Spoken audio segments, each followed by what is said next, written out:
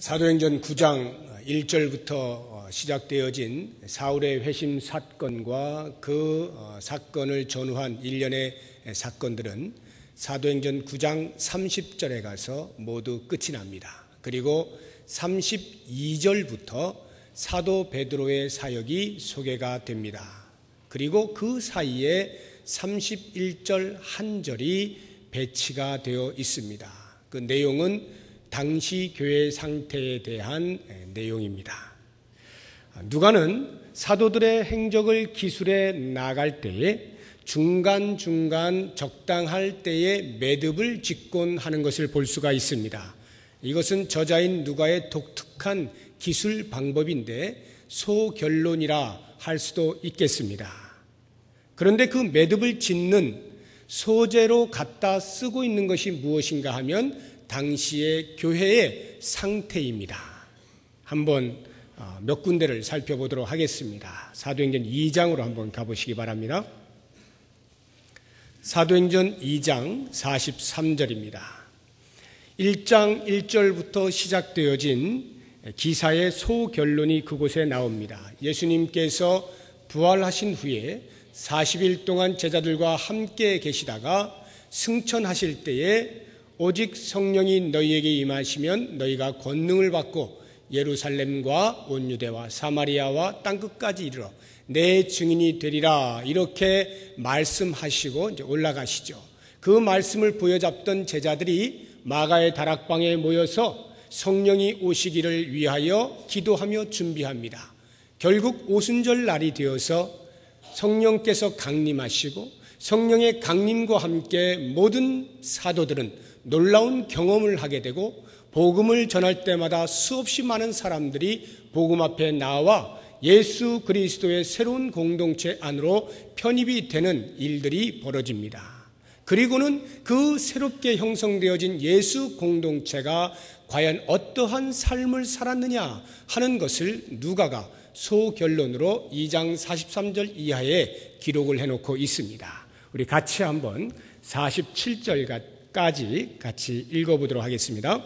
사람마다 두려워하는데 사도들로 말미암아 기사와 표적이 많이 나타나니 믿는 사람이 다 함께 있어 모든 물건을 서로 통용하고 또 재산과 소유를 팔아 각 사람의 필요를 따라 나눠주며 날마다 마음을 같이하여 성전에 모이기를 힘쓰고 집에서 떡을 떼며 기쁨과 순전한 마음으로 음식을 먹고 하나님을 찬미하며 또 온 백성에게 칭송을 받으니 주께서 구원받는 사람을 날마다 더하게 하시니라. 이렇게 그 당시에 교회 공동체의 모습을 그려놓고 이제 6장으로 넘어가 보시기 바랍니다. 6장 중간쯤에 또다시 소결론을 내고 있는데 그때까지 있었던 사건들을 간단히 보자고 하면 3장에 베드로와 요한이 기도하러 성전에 올라가다가 나면서부터 안진뱅이 된 자를 고쳐주는 사건이 있죠. 그 일로 인해서 많은 사람들이 베드로와 요한을 좇게 되어지고 또 산헤드린 공회원들은 그것을 시기하여 붙잡는 일들이 있고요. 5장에 가면은 아나니아와 삽비라 부부가 성령을 속인 죄로 그 자리에서 죽게 되는 사건도 있습니다. 그리고 6장으로 가게 되면은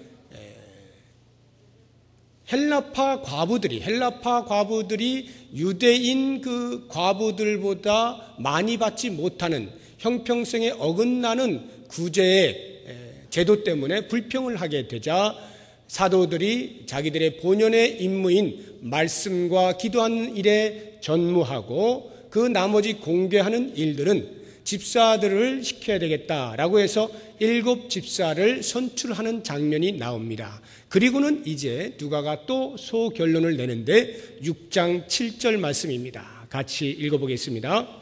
하나님의 말씀이 점점 왕성하여 예루살렘에 있는 제자의 수가 더 심히 많아지고 허다한 제사장의 무리도 이도에 복종하니라. 이와 같은 사건들 후에 이런 일들이 있었다라고 하는 것입니다. 그리고 이제 오늘 본문의 말씀 9장 31절의 말씀이 또 하나의 소결론인데 그때까지 있었던 내용들을 보게 되면 6장 8절 이하부터 스데반 집사가 등장을 하죠. 집사임에도 불구하고 복음을 전하는 일에 탁월하여서 많은 사람들이 그 앞에 복음을 듣고 돌아오게 됩니다. 이것을 못마땅히 여긴 산헤드린 공회원들이 거짓 증인을 세워서 그를 고소하죠. 그래서 그가 산헤드린 공회원 앞에 서서 변론하는 것이 7장 전체입니다.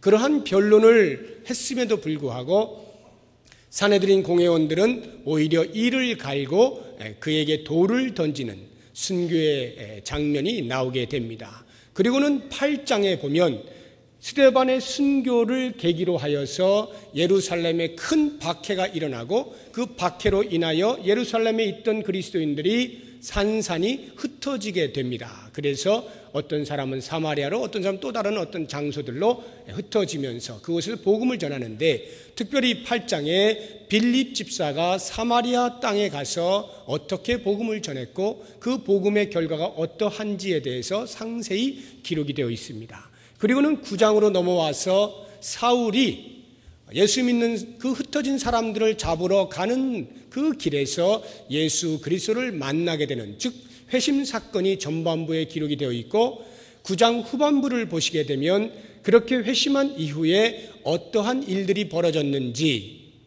상세하게 기록을 해놓고 있는 것입니다. 그리고는 누가가 그 결론으로 31절 말씀을 기록하고 있는 것입니다. 다시 한번 9장 31절을 같이 읽어보겠습니다.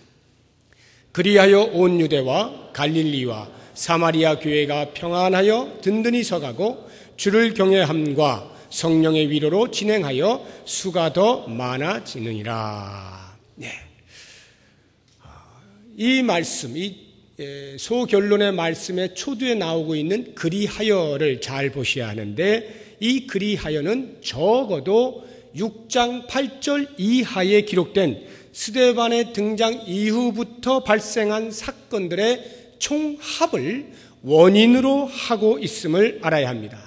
좀 더 멀리 보자고 하면 사도행전 1장 1절부터 시작하여서 9장 30절까지 전체를 총합으로 하여서 그 원인에 따른 결과가 이와 같다, 이렇게 기록한 것으로 보실 수 있어야 합니다. 자, 그러면 그와 같은 사건들의 총합을 원인으로 하여서 어떤 결과가 나타났는지 누가의 진술을 보게 되면 5가지 교회의 특성을 말해주고 있는데, 매우 건강한 교회에서만 찾아볼 수 있는 모습들인 것을 볼 수가 있습니다. 이제 한 가지씩 살펴보기 전에 먼저 한 가지 더 언급하고 넘어갈 것이 있습니다. 그것은 누가가 말하고 있는 교회의 개념입니다. 온 유대와 갈릴리와 사마리아 교회라고 말을 할 때 그 교회를 어떠한 교회로 생각을 하고 말을 했을까 하는 것입니다.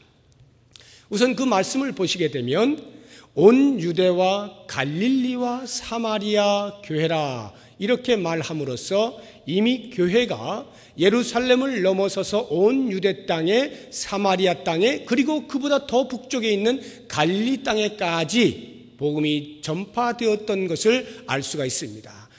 사도행전의 기록상으로는 갈릴리에서의 복음 전파의 사건이 기록이 되어 있지 않습니다만, 이 말씀을 근거로 해서 볼 때 이미 갈릴리에도 복음이 증거된 것을 우리가 알 수가 있는 것입니다. 이렇게 해서 복음을 받아들이게 된 각 지역의 신앙 공동체가 형성이 되었는데, 그것을 가리켜서 누가는 교회라 이렇게 부른 것입니다. 그런데 그 교회를 부를 때에 복수로 부르지 아니하고 단수로 불렀다는 것이죠. 갈릴리에도 교회가 있고 사마리아에도 교회가 있고 유대 땅에도 교회가 있다면 교회들이라고 말을 해야 맞을 것 같은데, 하나의 교회를 말하고 있는 것에 우리가 좀 집중을 할 필요가 있는 것입니다. 누가는 지역 교회들을 말하려고 하는 것이 아니라 보편적 교회, 우주적 교회, 즉 예수 그리스도를 머리로 하는 온 세계에 펼쳐 있는 하나의 교회를 소개하고자 하는 것입니다. 전 세계에 퍼져 있는 하나의 교회, 이 개념이 왜 중요합니까? 예루살렘의 교회만이 교회가 아니라 이방의 갈릴리라 불렸던 그 경멸의 땅인 갈릴리에 형성된 신앙 공동체도 동일한 교회라는 것이죠. 개처럼 여기면서 상종조차 하지 아니하던 사마리아 땅에 세워진 그 신앙 공동체도 동일한 교회라고 하는 것을 말해주고 있는 것입니다. 교회는 지역이나 인종이나 크기와 상관없이 아무런 차별 없이 하나의 교회인 것을 우리에게 알려주고 있는 것입니다. 나아가 이 개념은 건강한 교회의 모습으로 표현되고 있는 5개의 특성들이 어떤 교회는 있을 수 있고 어떤 교회는 없어도 되는 그러한 것들이 아니라 이 땅에 있는 모든 지역교회들은 이 우주적 교회가 가지고 있는 교회의 특성들을 다 가져야 한다라고 하는 것을 강조하는 차원에서 전 세계에 퍼져 있는 하나의 교회라고 하는 개념이 매우 중요한 것입니다. 이제 이러한 개념을 이해를 하고 이 우주적 교회가 가지고 있는 보편적인 5가지의 특성들을 생각하면서 우리 교회가 그와 같은 특성들을 갖는 교회가 되게 해주십시오라고 하는 소망을 품고 말씀의 은혜를 받기를 원합니다. 이제 그 첫 번째 모습으로 평안이라고 하는 것을 소개하고자 합니다. 건강한 교회는 평안한 것입니다. 그런데 이 평안이라고 하는 것이 과연 어떠한 상태를 가리켜 하는 말인가 하는 것이 중요한데요. 학자들 가운데에는 당시 일시적으로 교회가 평안했던 시기가 있었음을 증명해 내곤 하였습니다. 그 당시에 로마 황제가 칼리굴라라고 하는 사람입니다. 이 사람은 약 4년 정도, 37년에서 AD 37년에서 41년까지 약 4년 정도를 통치했던 사람인데 이 칼리굴라가 유대인의 심기를 건드렸습니다. 예루살렘에 있는 성전 안에 지성소에다가 자기의 초상화를 놓고자 시도를 했던 것입니다. 그러니까 이 열성이 있는 유대인들이 얼마나 심기가 불편했겠습니까? 거기에 모든 신경이 곤두서 있는 그 틈에 그리스도인들을 박해할 만한 여력이 없었다라고 하는 것이죠. 그 당시까지만 해도 그리스도인들이 박해를 받았던 것은 로마로부터가 아니라 유대인들로부터인 것을 우리가 알게 된다면 교회가 일시적으로 그 사건으로 인하여 평안해진 이유를 금방 알 수가 있게 됩니다. 이것은 교회의 평안을 외부에서 박해가 없는 상태로 보는 한에 있어서는 잘 납득이 될 만한 설명이라고 할 수 있겠습니다. 그러나 누가가 말하고 있는 교회의 평안은 외부에서 박해가 중지되었거나 줄어든 상태를 말하고 있는 것 같지는 않습니다. 이미 말씀드린 것처럼 그리하여라고 하는 이 말은 스데반의 사건으로부터 시작하여 발생한 모든 사건들의 총합입니다. 그러면 이제 6장 8절 이하의 스데반의 그 순교로 인하여서 큰 박해가 일어나고 그 다음에 또 박해를 하기 위해서 사울이 잡으러 다니고 하는 이러한 일련의 사건들을 보게 될 때에 많은 사건들이 박해의 사건들이 있었던 것을 알 수 있을 뿐만 아니라 사울이 변하여서 이제 아라비아 광야로 3년을 가고 또 자기 고향인 다소로 10여 년 동안 가 있던 그 10수년의 기간을 우리가 여러 가지 박해가 있었을 것을 짐작해 보건대 일시적으로 박해가 줄어든 그 틈을 타서 교회가 평안해졌다. 이렇게 기록을 할 리가 만무한 것입니다. 그러므로 누가가 말하고 있는 평안이라고 하는 것은 외부의 박해가 줄어들었기 때문에 표현하고 있는 것이 아니라 복음으로 인하여 복음으로 말미암아 자연스럽게 깃들어진 그 평안을 말하고 있는 것으로 보아야 하는 것입니다. 실제로 우리나라 교회 역사를 한번 돌아보시기 바랍니다.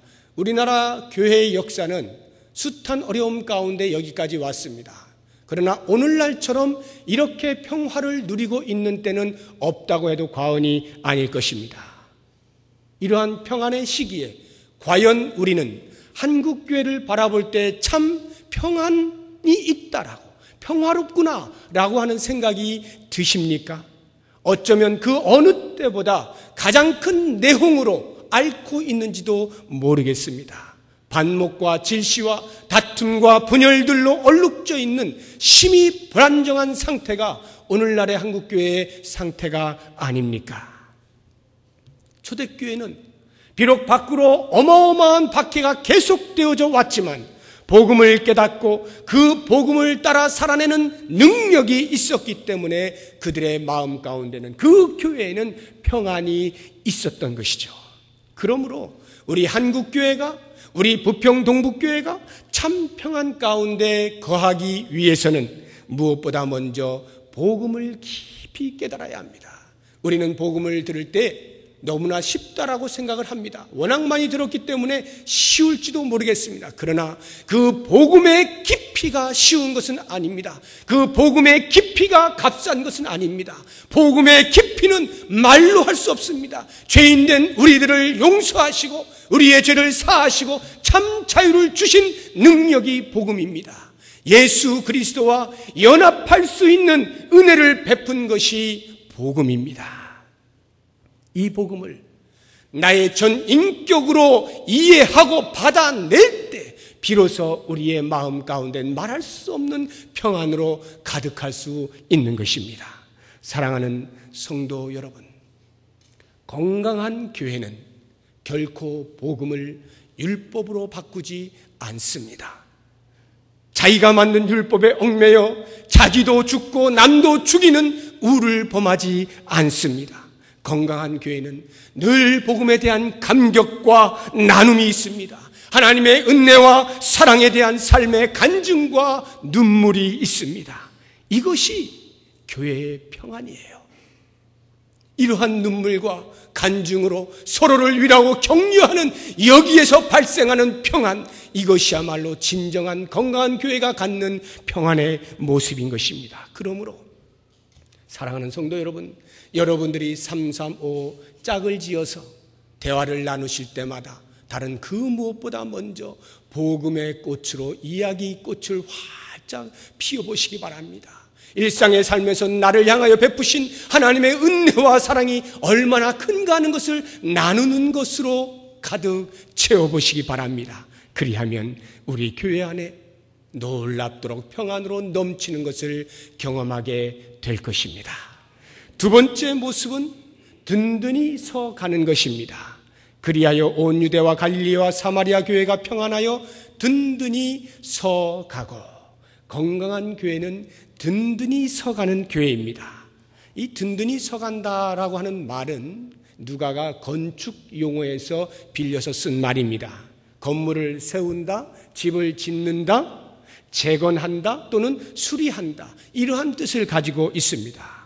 그러면 한번 생각해 보십시오. 우리가 집을 지을 때 어느 누가 바보가 아닌 이상해야 집을 지으면서 곧 무너질 만한 집을 짓는 사람이 누가 있겠어요? 적어도 집을 짓는다 하면 든든하게 짓지 않겠습니까? 그렇게 든든하게 지어지는 그런 집을 상상하면서 누가가 그 온 유대와 갈릴리와 사마리아에 세워진 교회들이 마치 그와 같이 든든히 세워져 있는 것을 표현을 하고 있는 것입니다. 스데반 순교로 인하여서 기독교의 전면적인 박해가 몰려오게 되었을 때 오히려 기독교는 그 박해의 물결을 타고 복음이 활발하게 전파되어지는, 다시 말하면 합력하여 선을 이루는 그러한 교회가 되었음을 누가가 강조하고 있는 것입니다. 이 든든히 서간다라고 하는 말 속에 저는 두 가지 개념을 여러분들에게 말씀드리려고 합니다. 하나는 진행형이라 하는 개념을 이해할 필요가 있습니다. 모든 교회는 공사 중에 있다라고 하는 말입니다. 이것은 매우 중요한 개념입니다. 만약 건축주가 건물을 짓고 있는데 그 공사 현장에 가보니까 겨우 비계 몇 개 이렇게 세워져 있는 볼품없는 그런 것을 보고서 건물이 왜 이 모양이냐 불평을 하겠습니까? 그러한 모습을 보면서 우울해하겠습니까? 그래서 야 그만둬라, 포기를 하겠습니까? 절대 그럴 리가 없죠. 왜냐하면 이 건축주는 이미 건물이 지어지기도 전에 청사진을 통하여 조감도를 통하여 완성되어질 그 건물을 보았기 때문이죠. 조금만 기다리면 어떠한 위용을 드러낼 것인지를 너무나 잘 알고 있었기 때문에 그 건물이 지어져 가고 있는 볼품 없이 초라한 모습도 얼마든지 인내하고 견디어내게 되는 것입니다. 교회가 마찬가지입니다. 이 지상에 있는 교회는 완전한 교회가 없어요. 다 완성을 향하여 나아가는 지어지고 있는 교회일 뿐입니다. 불완전한 교회를 향하여서 왜 교회가 이 모양이냐고 불평을 하거나 쉽게 상처를 받거나 또는 이런 교회는 틀려먹었다라고 쉽게 포기를 해서는 안 되는 것입니다. 물론 이 말은 교회가 안고 있는 수정해야만 하는 모순들을 합리화하는 쪽으로 악용되어서는 결코 안 됩니다. 제가 말씀드리고 있는 것은 완전한 하나님의 나라에 이르기까지 이 땅에 있는 교회들은 다 가고 있는 교회임을 명심하여서 인내할 수 있어야 한다는 말입니다. 그래서 우리가 이것과 더불어서 또 하나 생각해야 할 개념이 참여성이라고 하는 개념입니다. 우리는 어쩌면 이 부분을 너무도 쉽게 놓치고 있는지도 모릅니다. 교회는 우리 모두가 함께 지어가는 거예요. 마치 몇 사람에 의하여서 지어져 가는 것처럼 착각을 해서는 안 됩니다. 모두 함께 참여하는 것입니다. 다만 역할이 조금 다를 뿐이고 책임의 경중이 조금 다를 뿐입니다. 그러므로 그 누구도 교회 안에서 뒷짐을 지고 다녀서는 안 되는 것입니다. 남의 일 보듯 하거나 아니면 남에게 책임을 떠맡기듯 해서도 안 되는 것입니다. 또는 반대로 내가 다 짓는 것처럼 해서도 안 되는 것입니다. 그래서 내가 원하는 대로 안 되면 불쾌해하고 내가 좋아하고 인정할 만한 방향으로 나아가면 기뻐하는 그러한 모습은 결코 옳은 태도가 아닙니다. 사랑하는 성도 여러분, 잊지 마시기 바랍니다. 초대교회로부터 시작된 공사의 어느 한 부분에 와 있는 우리 교회는 여전히 지어져 가고 있는 진행형의 교회입니다. 섣불리 판단하여서 불평을 만들어내거나 또는 성급하게 포기하지 마시기 바랍니다. 대신에 모든 성도들이 함께 참여하여 지어가는 교회를 소망하시기를 바랍니다. 이제 우리 교회는 조만간 평신도 지도자들을 중심으로 하여 온 성도들이 함께 움직여지는 건강하고 바른 교회를 실현해낼 것입니다. 그것이 어떤 모습으로 등장을 하든지 여러분 두려워하지 마십시오. 불안해하지 마십시오. 온 성도가 함께 지어져가는 교회의 모습을 그려보십시오. 이것이야말로 진정으로 우리가 바라야 할 교회이고 건강한 교회의 모습입니다. 어느 누구도 무관심하다든지 아니면 소외를 당하지 아니하고 적극적으로 참여하여서 지금보다 더 튼튼한 교회로 신앙 공동체로 나아가게 될 수 있기를 주의 이름으로 축복합니다. 세 번째 모습은 주를 경외함입니다. 건강한 교회는 주를 경외하는 교회입니다. 교회가 교회의 머리 대신 주님을 경외한다는 것은 너무나 당연한 것이고 기본에 해당하는 말일 것입니다.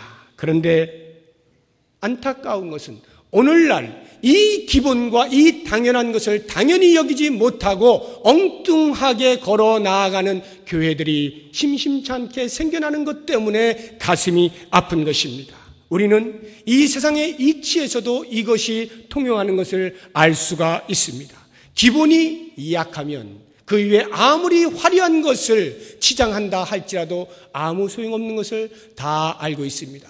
훌륭한 운동선수일수록 기초 체력을 더 충실히 하는 법입니다. 훌륭한 피아니스트가 하나의 연주를 위하여 평소에 늘 손가락을 푸는 기초 훈련을 하고 있는 것입니다. 잠언 1장 7절에 그래서 하나님께서는 이렇게 말씀하시는 거예요. 여호와를 경외하는 것이 지식의 근본이라. 잠언 9장 10절에서도 여호와를 경외하는 것이 지혜의 근본이라. 우리의 모든 신앙의 근간이 여호와를 경외하는 것임을 말씀하고 있는 거예요. 그러므로 이것을 소홀히 하거나 무시하면 얼마 가지 못하여 그 사람은, 그 공동체는 붕괴하는 것이죠. 더 이상 지탱을 하지 못하는 것입니다.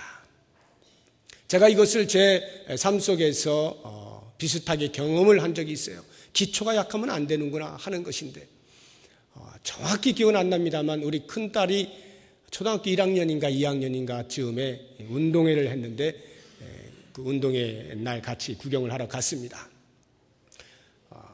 관중석에 이렇게 앉아서 열심히 응원했는데 잘하더라고요. 이제 여러 운동들이 다 끝나고 이제 학부모를 초청해서 학부모 달리기 시합을 이제 하는 시간이었습니다. 그래서 엄마들만 초청을 했어요.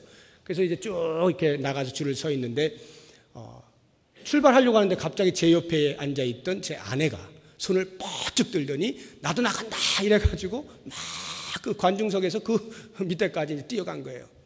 그 제가 깜짝 놀라면서 은근히 마음속에 큰 기대감을 가졌습니다. 왜냐하면 제 아내는 처녀 때부터 제가 알고 지내던 사람인데 그 여인처럼 빨리 뛰는 여자를 본 적이 없어요. 정말 달리기를 잘해요. 그래서 이거 뭔가 이제 일 났다 이런 생각이 들어서 이제 기대를 하고 이제 달리기를 이제 바라보고 있는데 총소리가 났습니다. 막 뛰는데 제가 뚫어져라 쳐다봤죠. 어디 있나. 근데 아무리 봐도 안 보이는 거예요. 이제 외국 사람들이 워낙 키가 크니까 거기에 묻혔나 하고는 이제 샅샅이 뒤지는데 아무리 봐도 안 보여요. 하도 이상해서 뒤를 봤더니 그 출발선에서 불과 몇 미터 되지도 않는 거기에 넘어져 있더라고요. 저는 거기에 넘어질 거라는 꿈에도 생각지 못한 거죠. 그래서 앞만 보고 계속 어디 있나 이렇게 찾아본 건데, 그 무안을 당하고 이제 관중석으로 들어왔습니다. 왜 넘어졌냐 그랬더니 마음이 이미 저기 가 있는데 발이 안 가가지고 밸런스를, 균형을 잃어가지고 그냥 넘어져 버렸다는 거죠. 제가 그때 그 사건을 이렇게 기억을 해봅니다. 처녀 때 아무리 잘 달린들 뭐 합니까? 애 낳으면서 그 몇 년 동안 한 번도 안 달려본 것을. 그러니까 다리가 이렇게 무뎌져 있잖아요. 뭐 마음으로는 처녀 때죠. 그런데 실제로는 안 되잖아요. 넘어질 수밖에 없는 거죠. 여호와를 경외한다라고 하는 우리의 신앙이 이와 똑같습니다. 우리의 신앙의 근간을 이루고 있는 이것을 소홀히 하면 평소에는 몰라요. 그런데 결정적인 순간이 다가오면 신앙이 송두리째 흔들리는 것을 경험하게 되는 거예요. 교회가 여호와 하나님을 경외하는 이 신앙의 근본을 놓치고 외부에서 보이는 화려한 어떤 것들을 쫓아 나아가기 시작하면 우리도 모르는 사이에 언젠가 그 교회가 와르르 순식간에 무너지는 것을 보게 되는 것입니다.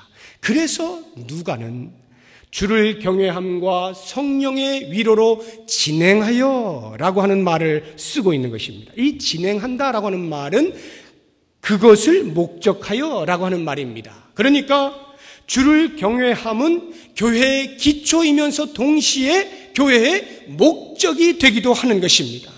그러므로 여호와를 경외하지 아니하는 것은 기초가 부실한 정도가 아니라 목적을 상실한 것이 되어지는 것이고, 이 목적을 상실한 삶을 가리켜서 하나님께서는 예레미야 선지자 입을 통하여 그것은 악이다 이렇게 말을 하고 있는 것입니다. 예레미야서 2장 19절에 이런 말씀이 있습니다. 내 악이 너를 징계하겠고 내 반역이 너를 책망할 것이라. 그런즉 내 하나님 여호와를 버림과 내 속에 있는 나를 경외함이 없는 것이 악이요 고통인 줄 알라. 여호와를 경외하지 않는 것이 목적을 상실한 것이요 곧 그것이 악이다 이렇게 말을 하고 있는 것입니다. 사랑하는 성도 여러분, 그러므로 우리는 이 악을 버리고 우리의 신앙의 기초이자 목적이 되는 여호와 하나님을 경외하는 일에 온 힘을 다 기울일 수 있어야 합니다. 그렇게 할 때 주님께서 우리 교회에 주시는 약속의 말씀이 있습니다. 우리 같이 한번 찾아볼까요? 말라기 4장 2절입니다. 말라기 4장 2절. 구약 성경 제일 마지막 책 마지막 장입니다. 페이지로는 1331쪽입니다. 말라기 4장 1절, 4장 2절입니다. 찾으셨으면 우리 같이 한번 읽어보겠습니다. 내 이름을 경외하는 너희에게는 공의로운 해가 떠올라서 치료하는 광선을 비추리니 너희가 나가서 외양간에서 나온 송아지같이 뛰리라. 내 이름을 경외하는 너희에게는 경외하는 자들에게 주시는 약속이 있는데 치료하는 광선을 비추어 줄 뿐만 아니라 외양간에서 나온 송아지같이 뛴다. 즉 주를 온전히 경외하는 교회는 역동적인 교회가 될 것이다. 건강한 교회가 될 것이다 하는 것을 말씀하고 있는 것입니다. 우리 교회가 이와 같은 교회가 되기를 주님의 이름으로 축복합니다. 네 번째 모습은 성령의 위로입니다. 건강한 교회는 성령의 위로가 있습니다. 이 위로라는 말은 성령의 보호하시고 돌보시고 권면하시고 치료하시고 지원하시고 협력하시는 이 총체적인 행위를 일컫는 말입니다. 그렇다면 성령의 위로로 진행하여 라고 하는 말은 교회가 성령의 보호하시고 돌보시고 권면하시고 치유하시고 지원하시고 협력하시는 이 모든 행위에 힘입어서만 나아간다는 말입니다. 이런 교회가 건강한 교회인 거예요. 성령의 강림 후에 누가는 일관되게 교회와 함께 교회를 위하여 역사하시는 분이 성령이심을 강조해 왔습니다. 그러므로 성령의 일하심이 없는 교회는 있을 수가 없습니다. 교회가 교회인 것은 성령의 인도를 따라 하나님의 기뻐하시는 일을 하기 때문인 것입니다. 성령께서 가르쳐 주시는 대로 예수님께서 하나님의 아들이요 그리스도요 온 인류의 구세주이심을 증거할 때 교회는 비로소 자기의 역할을 제대로 감당하는 것입니다. 성령의 능력으로 사람들을 그리스도께로 인도하고 구원의 은혜를 나누는 것, 그것이 건강한 교회의 본연의 모습인 것입니다. 그런데 만약 교회라 하면서 성령을 근심케 하거나 성령을 소멸케 한다면 그것은 진정한 교회라 할 수 없을 것입니다. 어떠할 때 성령이 근심하십니까? 성령께서 원하시는 일을 하지 아니할 때, 성령께서 원치 아니하는 일을 할 때 그 교회를 향하여 성령은 근심하십니다. 어떠한 때에 성령이 소멸되십니까? 그 교회가 인위적으로 고의적으로 의도적으로 알면서 성령을 무시하는 행위를 할 때 성령은 그 교회를 떠납니다. 그러므로 교회는 늘 성령으로 충만하여서 분별하는 능력이 있어야 합니다. 성령께서 근심할 만한 것은 아예 시도조차 하지 말아야 합니다. 혹시라도 교회의 사역 가운데 성령을 거스르거나 성령을 무시하는 그 어떠한 것도 진행해서는 안 되는 것입니다. 교회는 무엇을 하든지 그 일이 성령께서 우리를 도우시기에 기뻐하실 만한 일인가에 대해서 늘 끊임없이 신중하게 검토해 보아야 하는 것입니다. 그리고 그 후에 확신이 서면 그 일의 방법을 선택함에 있어서도 여전히 성령을 의존할 수 있어야 하는 것입니다. 그렇게 되면 그 교회는 사람의 소리가 아니라 성령의 소리에 의하여 이끌림을 받는 건강한 교회가 될 것입니다. 우리 교회가 성령으로 충만하여서 성령의 인도함을 받아 나아가는 복된 교회가 되시기를 주님의 이름으로 축복합니다. 이제 마지막 다섯 번째 건강한 교회의 모습은 수가 더 많아지는 것입니다. 건강한 교회는 양적인 성장이 있다는 것이죠. 양적으로 성장하는 교회가 다 건강한 교회인가? 그렇지는 않습니다. 그러나 건강한 교회는 반드시 양적인 성장을 동반하게 되어 있습니다. 사도행전을 보시다 보면 계속해서 수의 많아짐에 대하여 강조하고 있는 것을 볼 수가 있습니다. 그 수의 많음이 어떠한 교회의 행함과 과정을 다 합리화할 수 있는 것은 아니지만 그 교회가 건강한 모습으로 세워져 나아갈 때는 수의 증가도 따라오는 것, 그것은 너무나 당연한 현상인 것입니다. 그렇다고 해서 이 말을 이렇게 오해하지는 마시기 바랍니다. 교회가 질적으로 성장하기만 하면 이 양적인 성장은 자동적으로 따라오는 것이구나. 그러니까 양적인 성장을 위하여 우리가 구태여 무엇인가를 할 필요는 없겠구나. 이런 생각은 틀린 생각입니다. 왜냐하면 교회를 묘사하는 아주 중요한 말 중에 하나가 교회는 선교적이다라고 하는 것입니다. 영어로 하면 미셔널 처치라고 하는 거예요.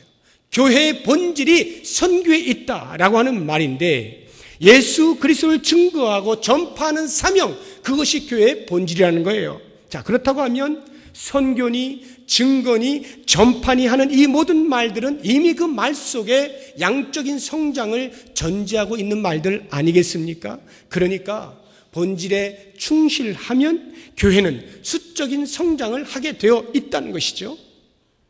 다만 오늘날 교회가 문제로 지적받을 수 있는 부분에 대해서는 우리가 조심할 필요가 있습니다.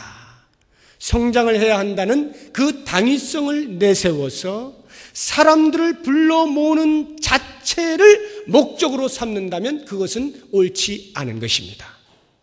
우리의 목표는 오직 한 가지입니다. 복음을 전하는 것입니다.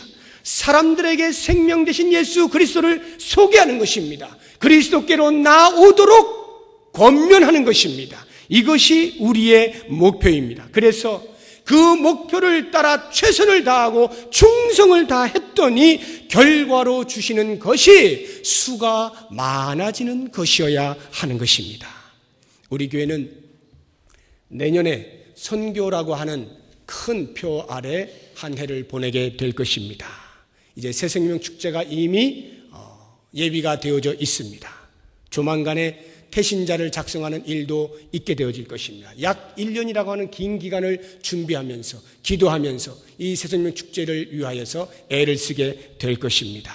이러할 때에 우리가 조심해야 할 것이 하나가 있는데 그것이 바로 우리의 목표입니다. 과연 이렇게 하는 목표가 무엇이냐 하는 것이 정확해야 합니다.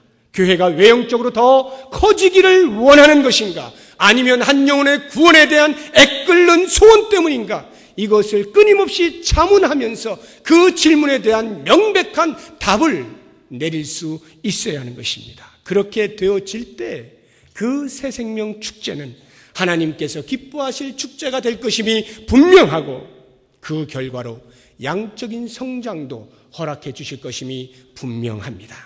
우리는 이것을 준비하면서 진행하는 동안에 전도라고 하는 것이 그 어느 한나를 위하여 필요되어지는 것이 아니라 때를 얻든지 못 얻든지 내 삶의 본질로서 해야 하는 일인 것을 발견할 수 있어야 합니다.